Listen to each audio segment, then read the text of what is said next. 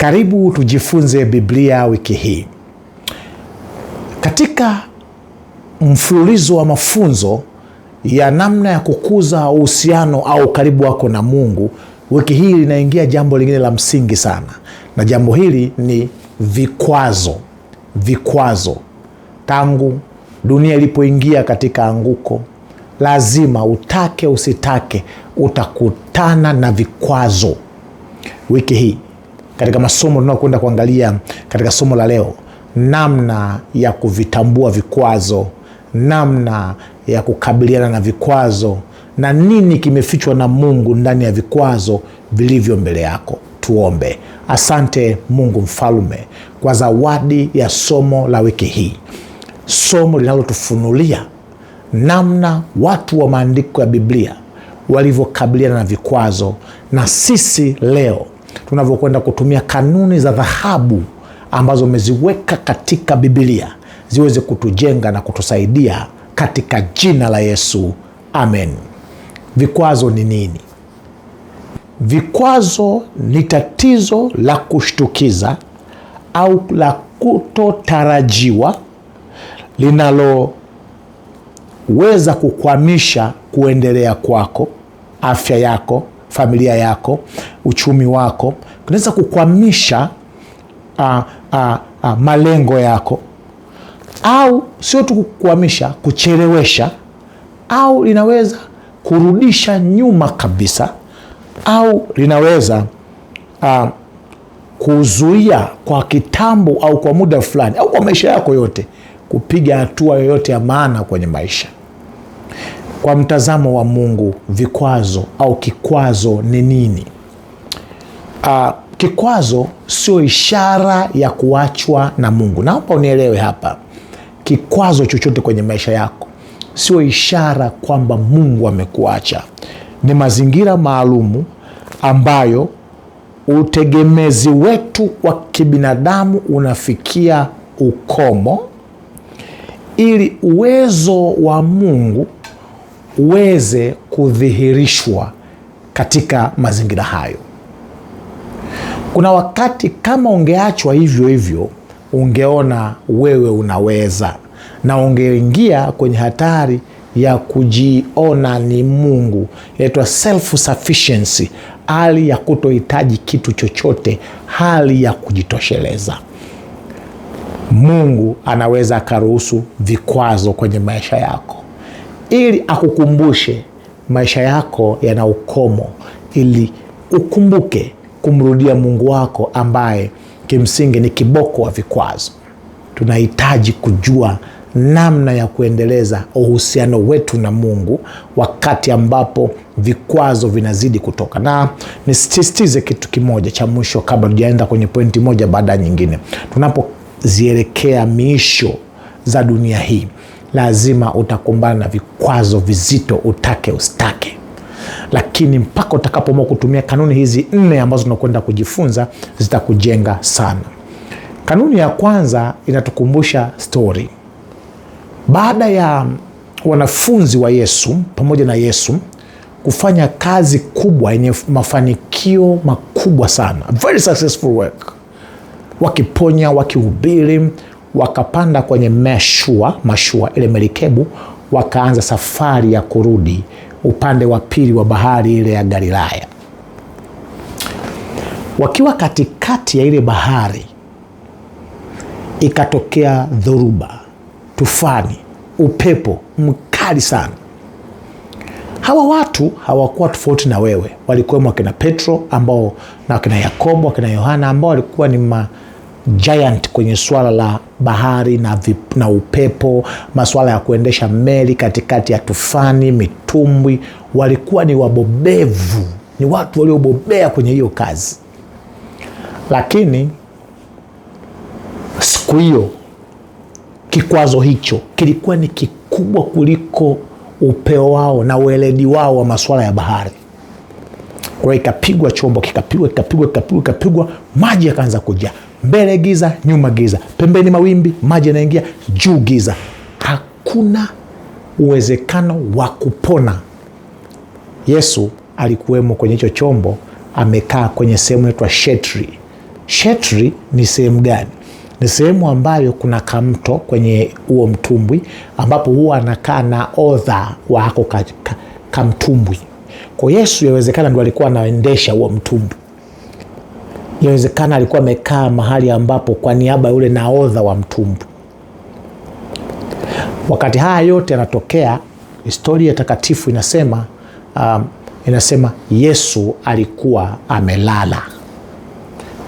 Tusome tu maneno machache kwenye hii story ambayo inapatikana kitabu cha Marko 4 mstari wa 35 mpaka 40. Siku ile kulipokuwapo jioni, akawaambia tuvuke mpaka ng'ambo. Wakauacha mkutano, wakachukua vile alivyo katika vyombo. Anasema wakauacha mkutano, wakamchukua vile alivyo katika chombo, na vyombo vingine vilikuwako pamoja naye. Ikatokea dhoruba kuu ya upepo, mawimbi yakakipiga chombo hata kikaanza kujaa maji. Naye mwenyewe alikuwako katika shetri, amelala juu ya mto. Wakamwamsha, wakamwambia, Mwalimu, si kitu kwako tunaangamia? Akaamka, akaukemea upepo, akaiambia bahari, nyamaza, utulie. Upepo ukakoma, kukawa na shwari kuu, na akawaambia, mbona mnaogopa? Mbona mmeona hofu? Wanafunzi wa Yesu walikutana na vikwazo kama wewe ambavyo huwa unakutana na vikwazo, kama wewe ambaye mpaka sasa hivi unaponisikiliza umekwama sehemu. Katikati ya dhoruba iliyosumbua wanafunzi wa Yesu, aliyeanzisha hiyo dhoruba hajatajwa ni nani, lakini hata wewe kwako inaweza ikaja muda wowote. Ofisini kwako, kazini kwako, kwenye biashara zako, nyumbani kwako, kwenye ndoa yako, kwenye ukoo wenu, tumboni, mliozaliwa tumbo moja, dhoruba ikaja. Jambo la kujifunza, dhoruba ni sehemu ya vitu ambavyo lazima tukutane navyo, lakini kumbuka, kuna mambo ambayo nimekuambia, miujiza ni uwezo mkubwa wa Mungu wa kufanya mambo ambayo hawezekani kibinadamu. Wanafunzi walikumbushwa hatari ya kutegemea ujuzi, profession, elimu, ujuaji na maarifa, wakati ambapo Mungu yupo ndani yako ukamsahau. Yesu ni Mungu pamoja na wanadamu. Biblia inamuita ni Mungu mkuu, Bwana wa mabwana, mfalme wa wafalme, Alfa na Omega. Alikuwa kwenye ile meli. Unajua, unaweza ukawa unamwamini Yesu, lakini maisha unayopitia yamepelekea umesahau. Tufani, dhoruba katika maisha huwa zina tabia za kutufanya tumwone Mungu ni mdogo, almost hayupo, alafu dhoruba ni kubwa. Kuna wakati utafikia unaona kila ulichojaribu kufanya kinakwama. Huo ndio wakati ambapo Roho wa Mungu waga na kukumbushaga, kumbuka, katika hayo yote umepambana, umesahau Mungu, Yesu yupo pamoja na wewe.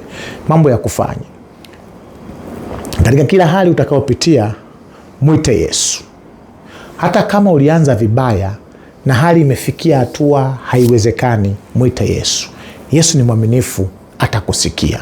Yesu ni mwaminifu, atakujibu. Usione shaka, usione dhoruba. Ikiwa Yesu yuko ndani ya chombo, au hiyo chombo ni ndoa yako, chombo ni ofisi yako, chombo ni future yako, chombo ni elimu yako, chombo ni degree yako, chombo ni maisha yako ya sasa yanayopitia dhoruba, usiwe na wasiwasi. Endelea kumwita Yesu, nawe utauona mkono wa Mungu. Kwa hiyo usiruhusu dhoruba ikakatisha uhusiano wako na Mungu. Ifanye dhoruba kuwa ni reminder au kumbusho ya kwamba Mungu yuko pamoja nawe. Aliyesema, tazama niko pamoja nanyi hata ukamilifu wa dahari, yuko ndani ya maisha yako.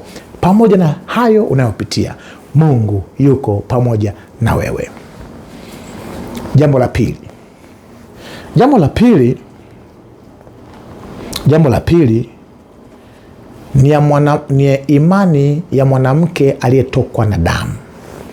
Kuna mwanamke mmoja kwenye kitabu cha Marko hii 5, Yesu akiwa ametoka kwenye mishemishe zake za kufanya mambo makubwa ya uweza wa Mungu, anakutana na wajumbe wa jamaa mmoja anaitwa Jairo, ambaye alikuwa ni mkuu wa sinagogi. Wanamwambia, bwana, kuna mtoto wa Jairo wa kike, dada, ambaye alikaa maisha yake tu mazuri. Alipofikisha miaka 12, huyu dada akaugua ghafla, yuko katika hali ya kufa. Mwalimu, twende na Jairo alikuwepo kwenye msafara, samahani, naye alikuwepo, twende kwa mwanangu kamponye. Yesu akiwa njiani, makutano wanamzonga, mara watu wanamzuia. Katikati yao kumbe alikuwa mwanamke mmoja ambaye Biblia inamwelezea hapa. Hebu tumsome kidogo, halafu tuchukue masomo. Na yeye alikuwa na vikwazo. Marko 5 mstari wa 25, tasoma mpaka chini. Mwanamke mmoja mwenye kutoka damu kwa muda wa miaka 12 na kuteswa mengi kwa mikono ya matabibu wengi, amegharimiwa vitu vyote alivyo navyo, kusimfae hata kidogo, bali hali yake ilizidi kuwa mbaya.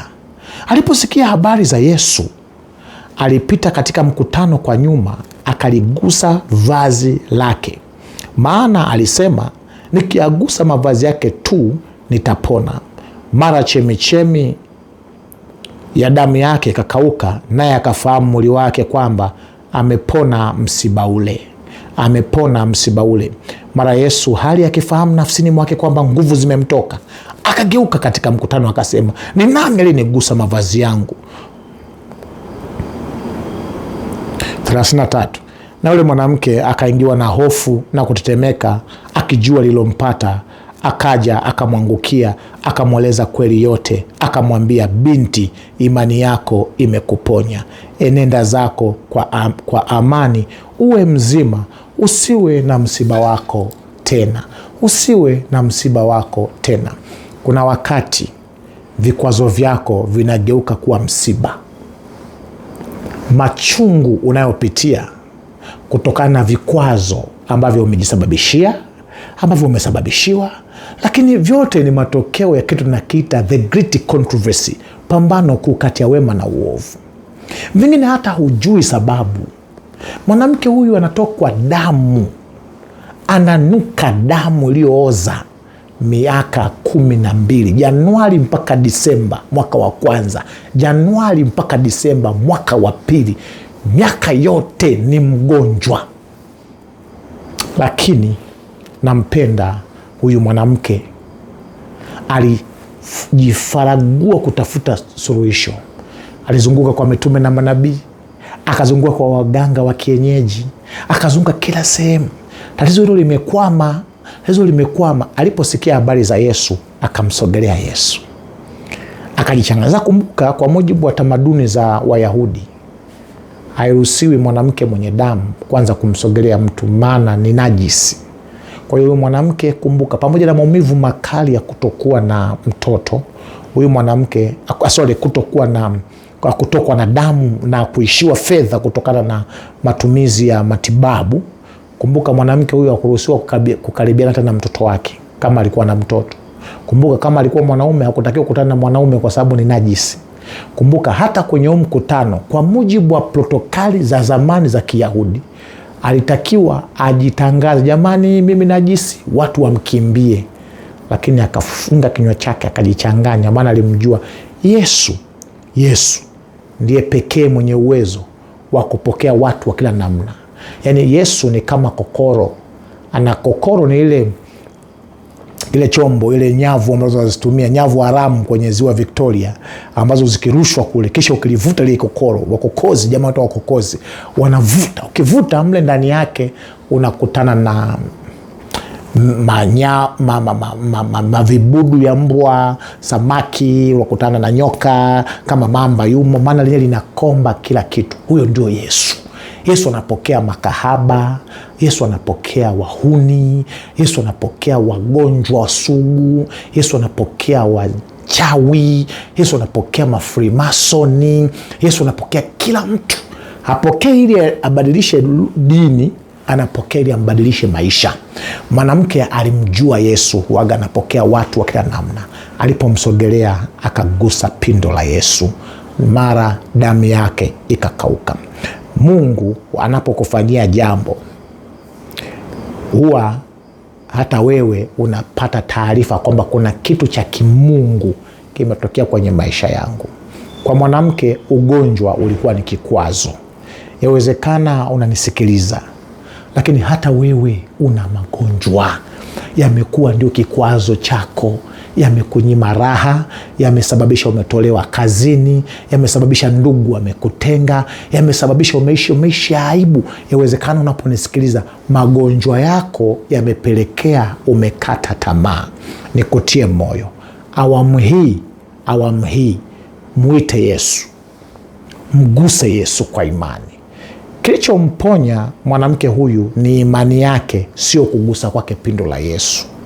Maana hata hivyo kuna watu wengi walikuwa wamemzunguka na kumgusa Yesu. Moja ya tafsiri ya neno alilolisema Yesu kwamba kuna nguvu zimenitoka ni kwamba kuna mtu ametaka nguvu zangu. Yaani katika watu walionizunguka hapo, akina Petro, akina Yohana na makutano, kuna mmoja kati yenu ametaka nguvu zangu. Nikukumbushe, hata wewe katika maisha yako, taka nguvu za Mungu. Usikate tamaa. Yesu yupo kwa ajili yako. Yesu yupo kwa ajili ya matatizo kama ya kwako. Ukijikabidhi kwa Yesu, hakuna linaloshindikana. Kikwazo chochote kilicho mbele yako kwa Mungu kinageuzwa kuwa daraja la kuvuka upande wa pili. Yawezekana unanisikiliza, ugonjwa wako umekusababisha kuchelewa. Ugonjwa wako umekurudisha nyuma. Ugonjwa wako umekufirisi. Ugonjwa wako umekuchosha, umekutenganisha na majirani, umekuwa kafiri. Hapa tunajifunza, ukimkimbilia Yesu, Yesu ana uwezo wa kukausha magonjwa. Yesu ana uwezo wa kubadilisha historia ya maisha yako, kufumba na kufumbua. Na haijalishi ina kwako limechukua miaka mingapi. Kwa mama huyu ilichukua miaka 12. Kwako wewe imekuchukua miaka mingapi? Nina habari njema kwako. Muamini Yesu, mshikilie Yesu, nawe utauona mkono wa Bwana. Lakini Yesu, mwisho niseme hivi, anamwambia yule mama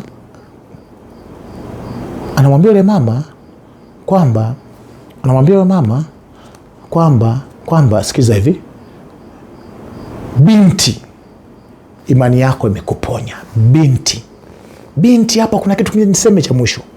Binti maana yake ni mtoto wa Mungu, mfalme wa wafalme. Imani yako imekuponya. Binti maana yake wewe ni binti yangu mimi Yesu, ambaye ni Alfa na Omega.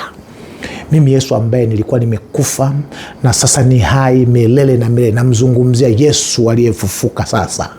Binti maana yake wewe ni binti yangu mimi niliyesema vitu vikawa. Wewe ni binti yangu mimi niliye Alfa na Omega, mwenye nguvu milele na milele, mtawala wa vyote vilivyopo, niliyemwangusha na kumshinda Ibilisi katika msalaba wa Kalvari. Binti yangu wewe umepona. Kaka yangu wewe, imani yako imekuponya. Tumia imani yako kumshika Yesu. Mshike Yesu na usisikize sauti za watu. Mungu atakuponya. Lakini jambo la tatu, kuna vikwazo vya maumivu makali. Yawezekana hauumwi, yawezekana haupitii katika dhoruba kama za wale jamaa wanafunzi kwenye meli. Yawezekana unapitia maumivu makali. Yaani wewe una package ya vikwazo. Hauna kikwazo kimoja, una furushi la mavikwazo ambayo huna taarifa nayo. Ayubu alikuwa ni kama wewe. Hakupewa taarifa ya mazungumzo kati ya Mungu na Shetani, lakini alipata tu matokeo. Kufumba na kufumbua, anapokea taarifa zilizofatana, ambazo watu wengi leo, taarifa ile ya kwanza inatosha kabisa kuwaondoa uhai wao. Kuna mtu mmoja alipata taarifa kwamba mali yake imeungua, akaanguka chini akafa. Lakini haikuwa kwa Ayubu. Ayubu akaambiwa watoto wako wote wamekufa, akahuzunika sana. Hajamaliza Ayubu anaambiwa mifugo yako imevamiwa na kuibiwa. Yani ndani ya masaa 24 bilionea namba 1 wa dunia kama Elon Musk au wale wakina Warren Buffett, kina Larry Page, anaamka asubuhi kila kitu chake ikiwepo familia yake vimeondoka. Haishi hapo, anapigwa afya yake, vidonda, magonjwa, tabu, shida, ukurutu, viroboto na kila aina ya tabu. Haishi hapo, mke wake ambaye alibaki kama mfariji pekee, naye anakuja anamwambia, ndugu yangu mheshimiwa, mtukane Mungu ufe. Haishi hapo, marafiki ambao walikuja kumtia moyo japo walikaa kimya kwa muda mrefu, wanakuja wanamwambia, Ayubu, wewe kuna shida, hebu angalia, utakuwa na katatizo sehemu, njia zako sio nzuri, Mungu anakupiga. Ayubu alifanya nini? Je, na wewe unapitia rundo la vikwazo, mnyororo wa vikwazo, mfululizo wa vikwazo, mmoja baada ya kingine? Na habari njema kwako. Tumsikilize Ayubu alichukua hatua gani. Ayubu 23 mstari wa 8 mpaka wa 12. Ayubu 23 tasoma mstari wa 8 mpaka wa 12. Nampenda Ayubu, anasema hivi, tazama,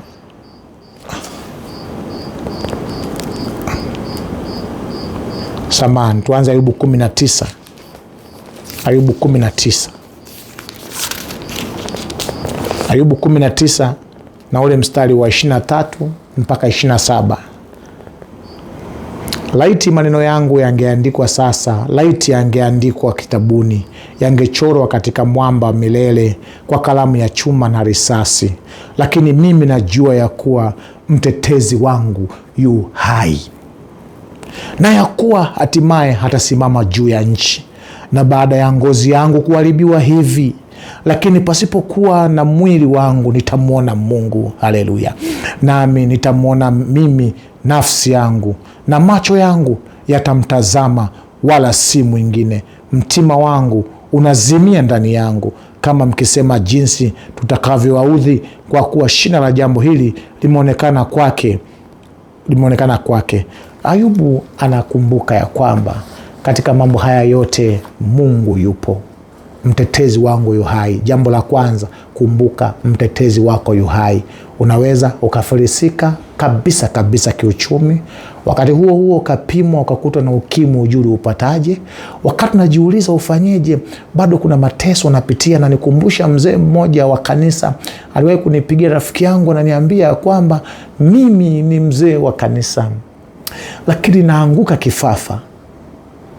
Ndugu zangu wananiambia niende kwa waganga, nashindwa kwa sababu ninamwamini Mungu. Wakati mwingine siku ya ibada, napokuwa nikitembea kuelekea kanisani, ghafla napatwa kifafa, naanguka, nachekwa, naaibika. Nikamwambia Mungu anaweza. Pamoja na hayo yote, mtetezi wako yu hai. Kifafa hicho Bwana anakwenda kukishughulikia kwa wakati wake, na hakitakuwepo tena kwenye maisha yako. Hakitakuwepo tena kwenye maisha yako. Nikamtia moyo, nikasema, yani wewe utakaposhtuka kwenye kifo chako, mwambie nakushukuru Mungu kwa sababu akadude hakata kuwepo tena, hakapo, sikajui, napiga kazi yako. Mtetezi wako yu hai. Kuna mambo mengine Mungu ataruhusu kwenye maisha yako apate kukufundisha namna nyingine mpya, version, toleo jipya la kumwamini na kumpenda Mungu wako. Kwa nikutie moyo rafiki yangu, kama Ayubu, usife moyo. Mtetezi wako yu hai. Ndugu wakikuacha, marafiki wakikusaliti, uchumi ukaanguka, ukapitia hali mbaya zisizofaa, Mungu anasema hata kuacha mpaka ukamilifu wa dahari. Lakini kitu kingine kizuri cha mwisho kuhusu Ayubu, anasema 23:8 mpaka 12. 23:8 mpaka 12. Ayubu anasema, tazama, naenda mbele wala hayuko, narudi nyuma lakini siwezi kumwona. Lakini mkono wa kushoto afanyapo kazi, lakini siwezi kumwona. Ujificha upande wa kuume hata nisimwone. lakini yeye aijua njia niendeayo. Akiisha kunijaribu, nitatoka kama dhahabu. Mguu wangu umeshikamana sana na hatua zake, na njia yake nimeishika, wala sikukengeuka. Sikurudi nyuma kuiacha amri ya midomo yake. Nimeyatunza maneno ya kinywa chake zaidi ya riziki yangu. Riziki za Daudi za Ayubu zilipoondoka, Ayubu anakiri, nimeyatunza maneno ya Mungu na amri zake kuliko riziki zangu. Anasema pamoja na haya ninayopitia, huyu Mungu nimejaribu kumtafuta, mbele simuoni, chini simuoni, nyuma simuoni, kushoto kulia sijawahi kumwona, lakini najua Mungu wangu yu hai, na siku sio nyingi atakuja anitoe kwenye hiari, na licha ya hivyo natoka kama dhahabu. Lakini pamoja na riziki zangu kupigwa na adui, riziki ya afya, riziki ya mali, riziki ya watoto, riziki ya familia, riziki ya marafiki, mtetezi wangu atanitoa kama dhahabu safi. Na alipogundua hizi siri, kusoma 42:10 Ayubu anasema ndipo Bwana akageuza uteka wa Ayubu hapo alipoombea marafiki zake. Kagundua, ngoja tu niwaombe tu rafiki zangu, na nikitokea Bwana akamrudishia maradufu ya vile ambavyo alikuwa navyo. Bwana akutendee kama Ayubu. Ikiwa unapitia nyakati ngumu, tambua ya kwamba pamoja na kuguswa hata afya yako, Mungu atakuokoa hata ukiwa na mwili ukiwa umeshazikwa, umeshakuwa kabisa mifupa, takataka zisizofaa. Bwana atakufufua siku atakapokuita jina lako. Fulani, kama mimi naitwa Musa, amka. Huu uharibikao utakapovaa kutokuharibika, na kila ulichokipoteza ukiwa na Mungu utakipata kipya chenye nguvu mara 100 hapa duniani na zaidi katika uzima ule wa milele. Nikutie moyo mpendwa, usife moyo, usikate tamaa, usiangalie vikwazo, muangalie Mungu, kiboko wa vikwazo. Jambo la mwisho, baada ya Yesu kuwa amefariki akazikwa, wanafunzi wake wengi karibu wote walikata tamaa sana. Kikwazo cha kuondoka kwa Yesu katikati yao kilipelekea wakajiona wako peke yao, wakasahau kauli zote za Yesu, wakasahau maandiko matakatifu, wakawa na stress, wakawa na mawazo, wakata tamaa, wakasema tulitegemea huyu mfalme wa Wayahudi Yesu Kristo angekuja kututoa katika utumwa, lakini na yeye amekufa. Wamesahau maandiko, wamesahau kauli za Yesu, wamesahau miujiza, wamesahau uwezo. Tena wamesahau kauli moja ambayo Yesu aliwahi kuisema kwamba kwa hiyo sasa na utoa uhai wangu, kisha nitauchukua tena. Wakasahau kauli za Yesu kwa muda wa siku 3, kama ilivyokuwa ishara ya Yona, nitakufa na kufufuka. Wakajaa mawazo, wasiwasi, hofu na mashaka. Sasa kujaa na mawazo haikuwa shida, kujawa na hofu haikuwa na shida, lakini hofu ilizidi sana. Vikwazo hivi vya hofu na mashaka kuondokewa na Yesu vilizidi hata uwezo wao wa kumwona Yesu aliye katikati yao ukakoma. Ikarudia lile la kwanza la kuto kumkumbuka Yesu hata kama yupo katikati yao. Tusome kidogo kitabu cha Luka 23, Luka 24 kuanzia mstari wa 13. Luka 24 kuanzia mstari wa 13.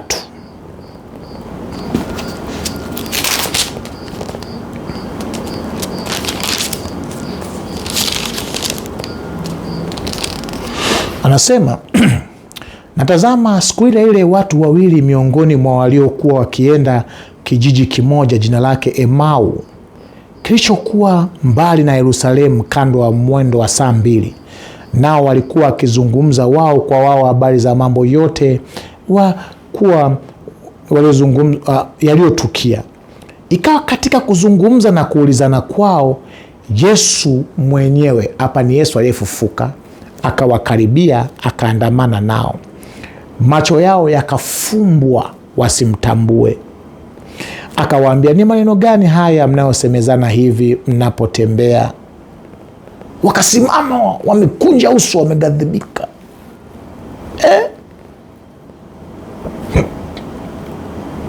Akajibu mmoja wao, jina lake Kleopa, akamwambia, je, wewe peke yako mgeni katika hii nchi? Wakamwelezea stori yote fupi ya Yesu.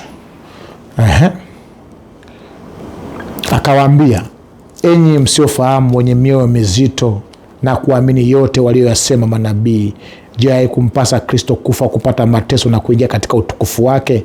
Akaanza kutoka Musa na manabii wote, akaweza katika maandiko yote mambo yaliyomuhusu yeye mwenyewe. Vikwazo unavyopitia vinaweza vikapelekea ukasahau maandiko matakatifu, kwamba neno la Mungu lilo hai lenye kutegemewa. Hawa watu waliondokewa na Yesu, lakini walikuwa wanasoma Biblia na waona kama ni waumini wakiwa ndani ya kanisa, wanasoma kuhusu nguvu za Mungu dhidi ya ushirikina, lakini wakati huo wanateswa na ushirikina. Wanasoma kuhusu uwezo wa Mungu wa kuwainua, wakati huo wanazidi kushuka na kushuka, kwa sababu wamepigwa upofu wa uelewa wa maandiko. Yesu anawaambia kuanzia Musa na manabii. Anaposema Musa na manabii, anamaanisha Mwanzo, Kutoka, Walawi, Hesabu na Kumbukumbu la Torati, Pentateuch, vitabu 5 vya Musa. Mwanzo 2:15 imesema kuhusu Yesu, atamgonga kisigino, lakini yeye huyu mwana wa Adamu atamponda kichwa huyu shetani. Manake atafufuka na kuzivunja nguvu za adui. Lakini humo ukisoma kuna Zaburi zinazungumzia kufufuka kwa Yesu, kuingia mbinguni, kupokelewa na malaika. Pengine anasema, tazama bikira atachukua mimba, atazaa mtoto, jina lake na fimbo ya ufalme itakuwa mikononi mwake. Nabii za kutosha, vitabu vya Zekaria, Mika, kuuzwa pale kwa vipande 30, vyote vimeandikwa kufufuka na mamlaka zote. Lakini yeye mwenyewe alisema, lakini wote hawa walikufumbwa wasione. Tunaishi katika siku za mwisho. Kila kinachotokea kimesemwa katika maandiko. Unaweza ukawa kama Kleopa na rafiki yake, na wewe unashangaa kusikiliza watu. Hivi hamjui kwamba huko vita vinaendelea? Haujui kuna Ebola? Haujui kuna hiki? Wakati maandiko yamesema, mionapo hayo changamkeni na kuvinua vichwa vyenu. Walipofika sehemu, wakachukua sahani, wakaanza kula, wakaona mikono ile, wakagundua kumbe ni Yesu. Kumbe ni Yesu. Kumbe ni Yesu. Unaweza ukatembea na Yesu, lakini usimfaidi huyo Yesu. Unaweza ukatembea na Roho Mtakatifu, lakini usipate matunda ya Roho Mtakatifu. Mungu anakukumbusha siku ya leo, kufadhaika kwako kwa sababu ya vikwazo, geuza kufadhaika kwako juu ya vitu vilivyokukwaza, vinavyokurudisha nyuma, vinavyokuleta hali ya kuchelewa, kuwa ni baraka ya kumwona Mungu katika utukufu mkubwa. Ukikuza mavikwazo, matatizo, machangamoto, vitu vya kushtukiza, habari za kuvunja moyo, vitapelekea Mungu afifie ndani yako, usione utamu wa huyo Mungu. Kleopa na mwenzake walikuza habari za kufa kwa Yesu, wakasahau Musa na manabii wameahidi lazima afufuke. Baya zaidi, walitembea na Yesu bila kumjua waliye naye ndio huyo Yesu ambaye wao wanadhani bado yupo kaburini. Yawezekana ni Mkristo, lakini unaishi na Yesu, unasema unatembea na Yesu, lakini kwako Yesu ni dead Jesus. Ni Yesu aliyekufa. Hana uwezo wa kukuletea chakula mezani, hana uwezo wa kukutia moyo. Huyo Yesu uliye naye hana uwezo wa kukufariji. Unakufa kwa stress na madhara ya akili, na afya za akili zinaporomoka kwa sababu huyo Yesu bado unamwona katika hali ya upofu.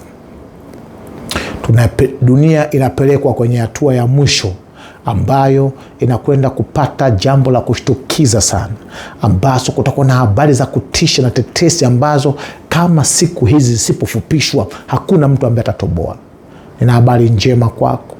Yesu anasema, tazama nitakuwa pamoja nanyi hata ukamilifu wa dahari.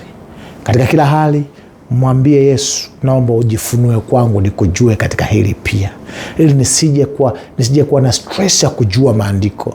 Nao wakamshinda watu wa siku za mwisho kwa neno la ushuhuda hili ambalo limesemwa Musa na manabii na mitume, pamoja na nyaraka zenye mafunuo yenye ujazo Roho Mtakatifu. Zitakufungua akili yako umwone Mungu katika upeo mkubwa kuliko kawaida. Je, na wewe unapitia vikwazo gani mpaka sasa? Nikutie moyo. Mungu ni bingwa wa kutengua kila kikwazo. Katika kila kikwazo hakikisha unaingia katika kikwazo na Mungu.